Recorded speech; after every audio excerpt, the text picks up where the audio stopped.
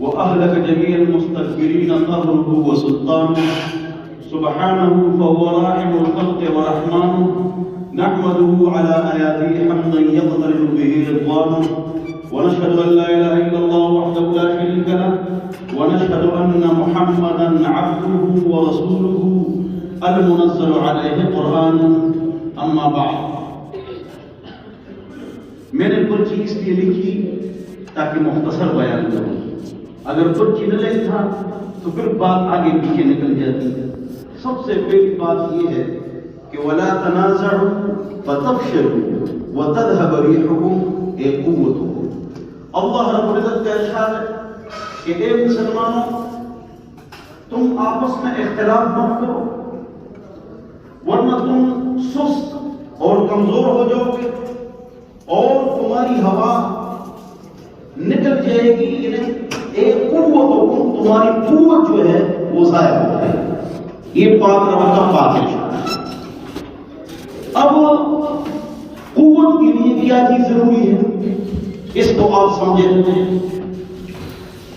آپ حضرات کو اسلامی حکومت نہیں مل سکتی جب تک آپ کو غلبہ نہ ہو اور غلبہ آپ کو نہیں مل سکتا جب تک قوت نہ ہو اور قوت آپ کی نہیں آ سکتی جب تک اتحاد اور اتفاق نہ ہو اور اتحاد اور اتفاق نہیں آ سکتا جب تک تقویٰ ہوگا. تقویٰ ہوگا تو اتفاق ہوگا, اتفاق ہوگا تو قوت آئے گی, جب قوت آئے گی تو غلبہ آئے گا, جب غلبہ آئے گا تو آپ کی حکومت آئے گی اور جب آپ اتحاد نہیں کریں گے تو زرداری مداری نواری نواری نیازی ہندواری کوئی حکومت سے نہیں چل جائے. ہم آمین بالجہر پر آپس میں رہتے ہیں. سب سے اہم بات یہ ہے جس کو آپ یاد رکھیں تقویٰ. اللہ تعالی ہم سب کو نصیب فرمائے. تو اتحاد کا کیا فائدہ ہے میں نے آپ کو یہ بات بتا دی. اگلی جو بات بتانا عام و خاص اس کو لکھ دیں. یہ میری اپنی ذاتی تحقیق ہے, اس پر میں نے بڑی محنت کی ہے لہذا آپ کو بتا رہا ہوں. جب اتفاق اور اتحاد تھا تو حضور اکرم صلی اللہ علیہ وسلم کے زمانے میں 3 پاکستان جتنی حکومت ہم کو ملی.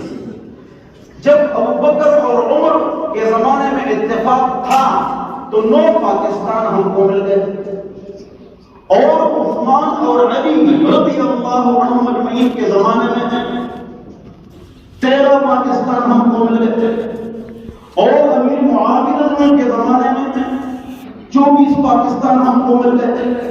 سوری غوری محمد غزنوی سلطان ٹیپو التمش محمد الفاتح سلطان عبدالحمید ایوبی عبدالی النجیب التمش ارطغرل عثمان.